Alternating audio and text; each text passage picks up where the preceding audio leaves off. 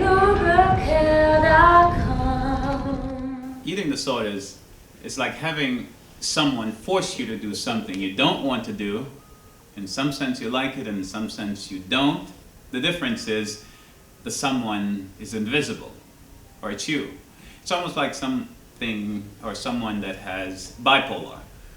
It's another personality but stronger than yours, and it forces you to do the things you don't want to do and you feel bad about doing and guilty, but you don't know how to stop because this person always makes you do that thing. Which person is you?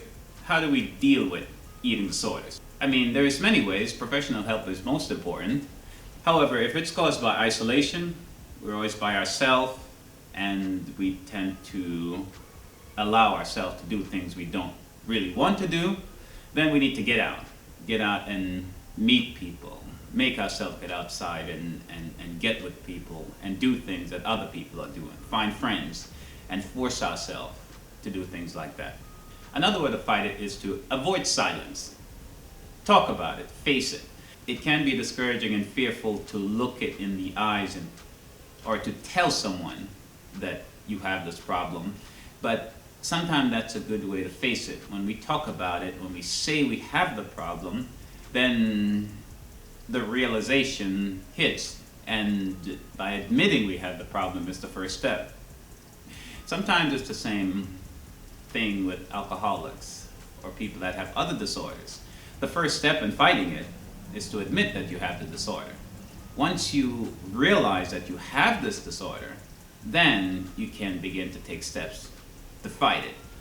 Not thinking you have any disorder, not thinking there's nothing wrong, I just drink when I want to, even though you're an alcoholic, you'll never get a grip on the problem. The first step is to realize that there is a disorder, to admit it, talk about it, face it, and then we can deal with it. And it's the same with an eating disorder. Talk to a friend, talk to someone we know, talk to the family. Begin by admitting I have this problem, and don't face it alone, and sharing it. And that in itself will help us to begin to see it for what it is and take the steps towards working against it. With any disease or disorder, we have to be realistic and realize it takes time, and there'll be setbacks. In our efforts to fight our eating disorder, to share it with others, to let ourselves know we have a disorder, sometimes we will have some setbacks. There'll be days where it overcomes us and we do it again, or we're forced by ourselves to do it again. The fact that we're working against it is important, and we're working to better ourselves. Setback happens when we have big goals or things that we want to change. However, those setbacks shouldn't cause us to give up. We just keep trying and keep moving forward and realize that this will take some time to get over. And that's most important to keep in mind. One thing though to realize with setbacks is to use it to identify the reason for the setback. Sometimes there is no reason. Sometimes we're overwhelmed.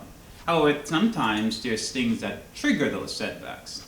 Perhaps we're isolated, and that isolation forces us to give in to these eating disorder. So then we can identify that and fight it. Say, okay, I see it coming on. I know I'm isolated. I'm not going to allow myself to be isolated. I'm going to get outside and go with these other people. And in so doing, we can begin to identify what triggers and fight against it. It may not be isolation, it may be something else. Perhaps it's friends that also have eating disorder and think it's no problem. And then we need to realize, okay, these are not the people that I need to be with now because I'm not strong enough to handle this problem. So identify the triggers can help us. However, the setbacks can help us identify the triggers. So the setback can be a useful force. If we look at why we had that setback and then say, okay, that's what happened. All right, let me see when this is coming on. I know Friday nights, I'm alone in the house and it's not a good thing for me. So then what happened? I'll change that. Friday night, now I'll be with the family. Mom, hey guys, I'm just hanging out with you guys Friday night. And we force ourselves not to be in that situation to trigger the disorder. Lastly, in overcoming many disorders or problems, we need to give praise whenever we make the slightest improvements. Perhaps you overcame the disorder today. You need to praise yourself, celebrate, do something to identify and create emotions to strengthen that act. What happens is that the more you encourage yourself when you do the right thing, the more you'll continue to do the right thing. I remember reading the book by Dale Carnegie, How to Win Friends and Influence People, and he said that he had a friend that trained animals. And he said the interesting thing in training animals is that his friend, whenever his animal did, that dog did anything slightly right, slightly correct, he would praise him, give him something to eat, and make a big deal out of the whole thing.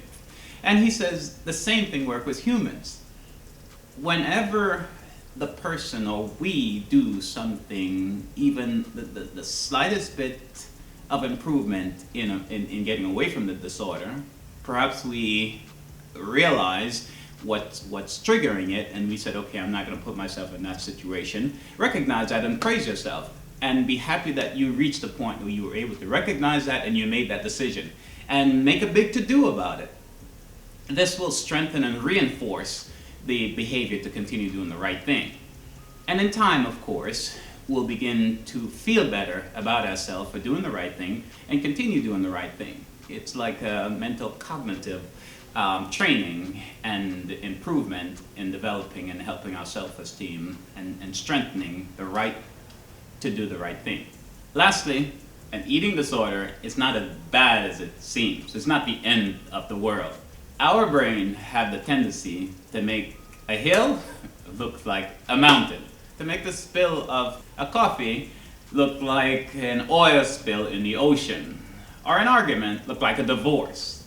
We can mentally take a thing so far that we blow it out of proportion, and so too with an eating disorder. It is a disorder, yes, and it can be serious, but you can overcome it. It's not as bad as it seems. With effort and time, you can overcome it and control the disorder. Continue to identify triggers, make changes in your life to avoid those situations or triggers that trigger the disorder.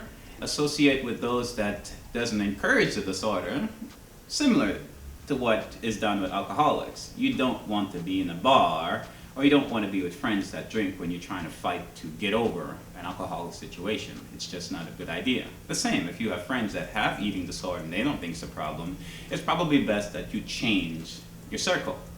And continue to praise yourself whenever you make the slightest improvement. Make a big to-do about it.